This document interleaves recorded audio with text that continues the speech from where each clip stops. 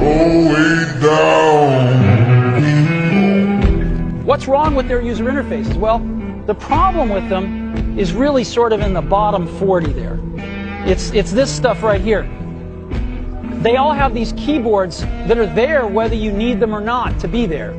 And they all have these control buttons that are fixed in plastic and are the same for every application. Well, every application wants a slightly different user interface, a slightly optimized set of buttons just for it.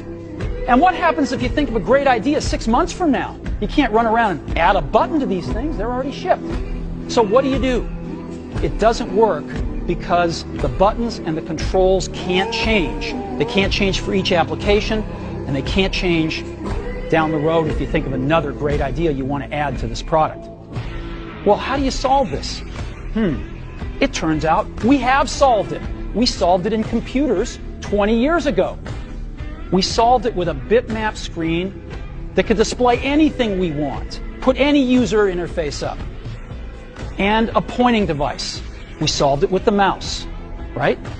We solved this problem. So how are we going to take this to a mobile device? Well, what we're going to do is get rid of all these buttons and just make a giant screen. A giant screen. Now, how are we going to communicate this? We don't want to carry around a mouse, right? So what are we going to do? Oh, a stylus, right? We're going to use a stylus. No. No. Who wants a stylus? You have to get them and put them away and you lose them. Yuck. Nobody wants a stylus. So let's not use a stylus. We're going to use the best pointing device in the world. We're going to use a pointing device that we're all born with. We're born with 10 of them. We're going to use our fingers.